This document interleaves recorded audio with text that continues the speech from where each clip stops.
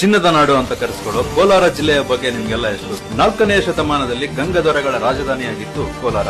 ನಂತರ ಕನ್ನಡದ ಪ್ರತಿಯೊಂದು ರಾಜಮನೆತನ ಇಲ್ಲಿ ಆಳಿದೆ. ಭಾರತದ ಅತ್ಯಂತ ಪುರಾತನ ಹಾಗೂ ಆಳವಾದ ಚಿನ್ನದ ಗಣಿ ಇಲ್ಲಿನ ಕೆಜಿಎಫ್.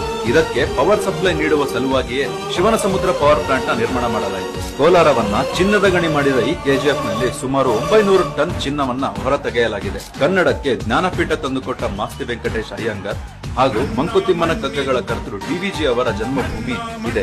ಇಲ್ಲಿನ ಬಂಗಾರಪೇಟೆ ಸತತ 100 ತಿಂಗಳ ಕಾಲ ಕನ್ನಡ ರಾಜ್ಯೋತ್ಸವವನ್ನು ಆಚರಿಸಿದ ದಾಖಲೆ ಹೊಂದಿದೆ. ಇಲ್ಲಿನ ಮಾಲೂರಿನ ಶಿವಾರ ಪಟ್ಟಣವು ಮನೆಗೊಬ್ಬರಂತೆ ಶಿಲ್ಪಿಗಳನ್ನು ಹೊಂದಿರುವ ಶಿಲ್ಪಿಗಳ ನಾಡಾಗಿದೆ. ಇಲ್ಲಿನ ಶ್ರೀನಿವಾಸಪುರ ರಾಜ್ಯದಲ್ಲಿ ಅತಿ ಹೆಚ್ಚು ಮಾವು ಬೆಳೆಯುವ ಸ್ಥಳವಾಗಿದೆ. ಇಲ್ಲಿನ ನರಸಾಪುರ ಇಂಡಸ್ಟ್ರಿಯಲ್ ಏರಿಯಾದಲ್ಲಿ ಟಾಟಾ, ಹೋಂಡಾ ಹಾಗೂ ಮಹೀಂದ್ರಾದಂತಹ ಬೃಹತ್ ಕೈಗಾರಿಕೆಗಳು ಕೂಡ ಇದೆ. ಫೇಮಸ್ ಕೋಟಿಲಿಂಗೇಶ್ವರ ಶ್ರೀ ಕ್ಷೇತ್ರ ಕೂಡ ಇರೋದು ಇದೇ ಕೋಲಾರದಲ್ಲಿ. ಕುಲದೇವಿ ಗರುಡ ದೇವಾಲಯ, ಅಂತರಗಂಗೆ ಹಾಗೂ ಅವನಿ ಬೆಟ್ಟ ಇಲ್ಲಿನ ಪ್ರಮುಖ